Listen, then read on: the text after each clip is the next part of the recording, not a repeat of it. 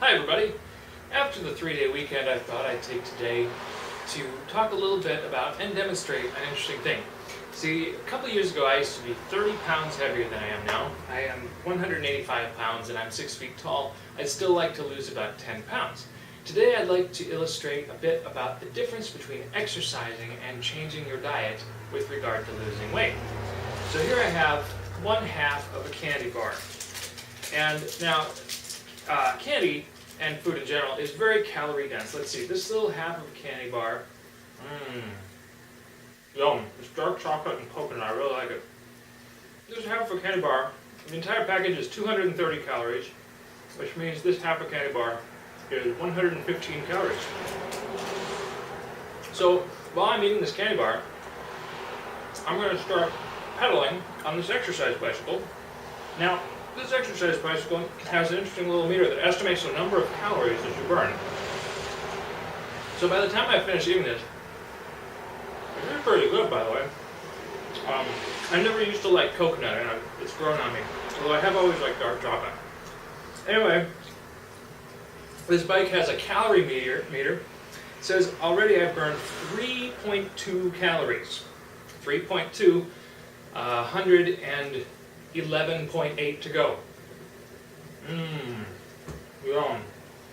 I just add another couple minutes to my bike ride. So far I've eaten about half of this, 55-ish calories, and I have burned 6.6 calories. So my point is, if you want to be healthy, if you want to be healthy, it's helpful to exercise. It's good for your heart, helps build your muscles, all those things. But, yummy. If you want to lose weight, if that's your focus, then exercise, in my opinion, is not nearly as effective as changing your eating habits. So I just ate 115 calories.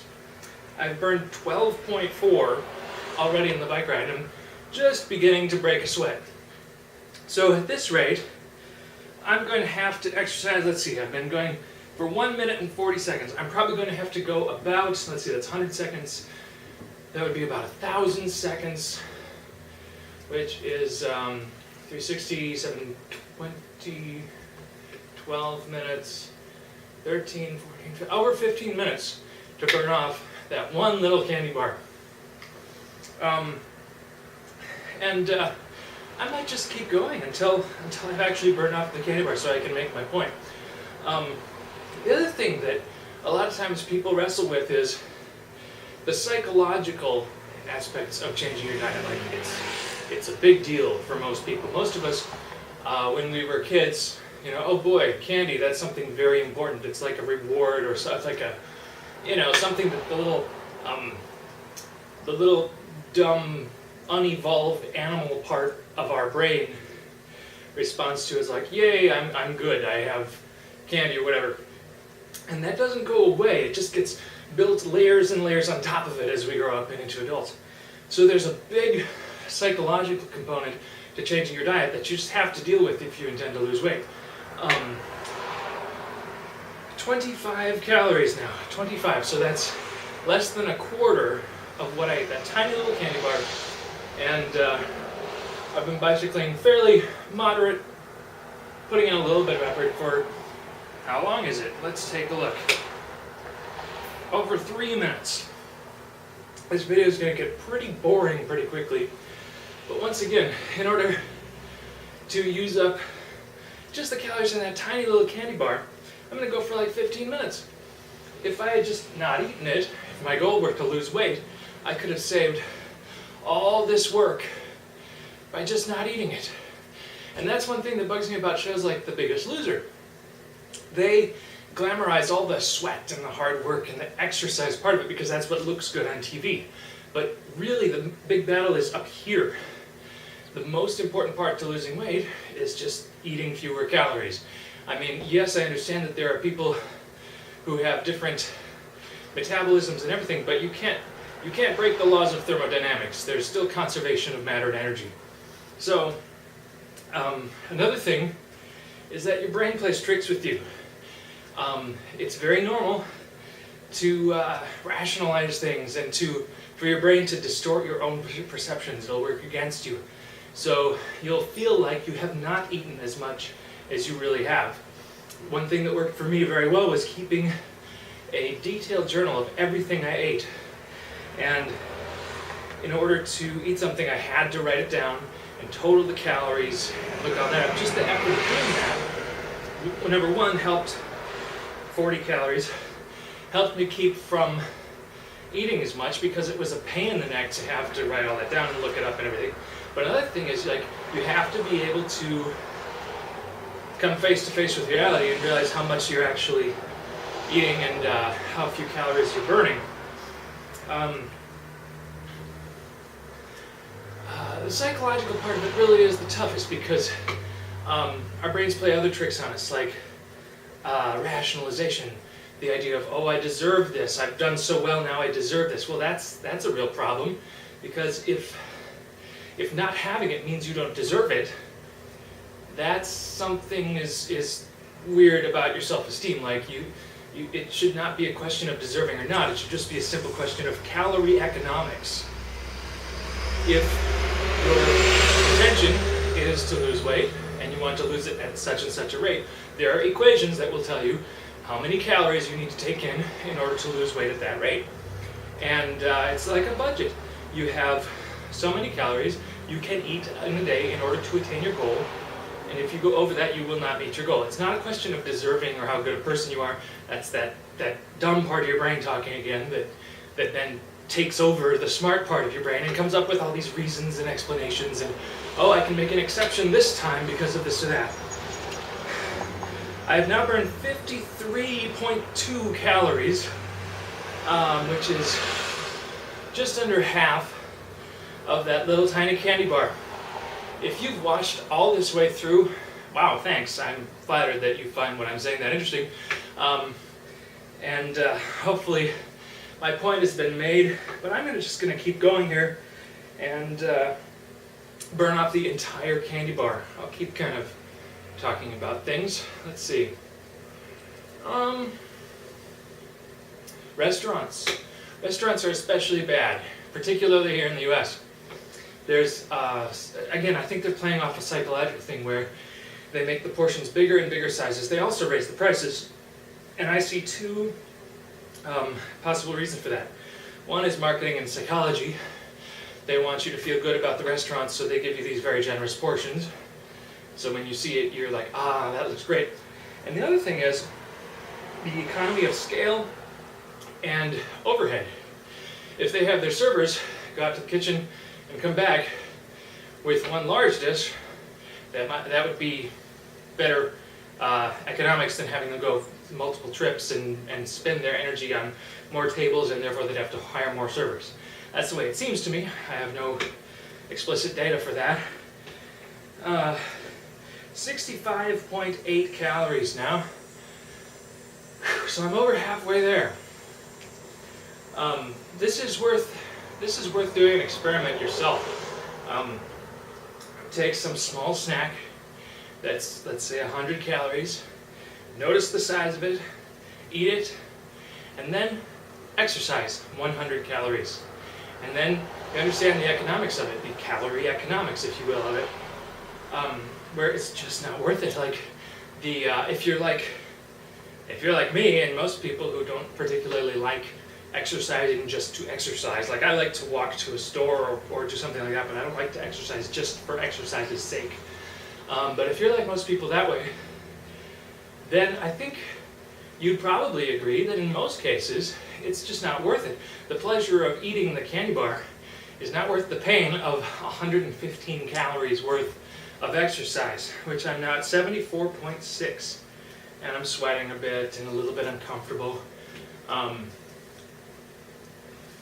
Yeah. Hope you've enjoyed the video so far. And now here's more.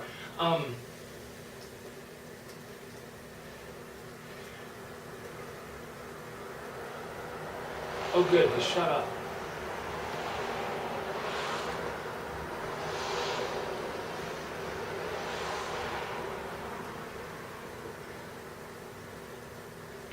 79.8, 80 calories.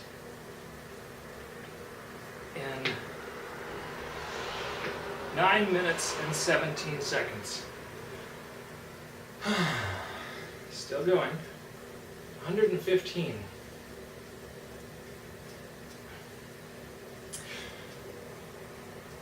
The things that I used to go down from 212 pounds to 182 pounds in the year or so since, I've crept back up to 185 or so, and I'm trying to drop that. The things that I found most helpful was something called the Hacker's Diet. The author's name escapes me at the moment, but it's a very informative and no-nonsense article talking about, he doesn't use this term, but the calorie economics sort of thing that I was talking about. It also provides an online weight tracker, and this is another gotcha that people have, like especially people who have wrestled with weight issues for a long time. It's like you're afraid to look at the scale every day because you don't want to see that number because it hurts to see that and it just sucks. But the most important thing before you can change it is to be able to acknowledge it and be brave enough to face it and to weigh yourself every day because, and use this tracking system because if you weigh yourself every day, you'll see that your weight can fluctuate a large amount every day, and it's only the general trend that's really important.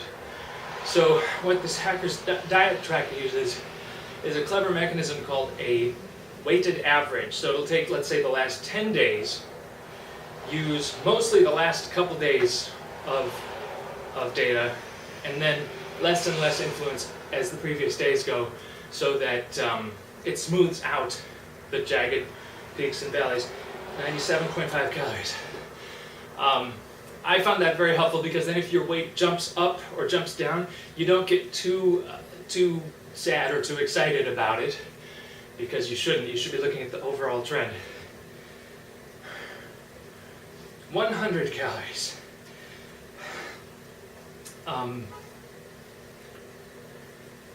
Yeah. Exercise does tend to help you make you feel good, and it's a good idea to do some exercise every day. I usually walk, but again, it's not particularly efficient for losing weight. It's more something to keep you healthy in other ways. Keep your cardiovascular health up, build muscle, extend your lifespan, other things. But I think that it makes more sense to put exercise in a completely different category of healthy things compared to losing weight.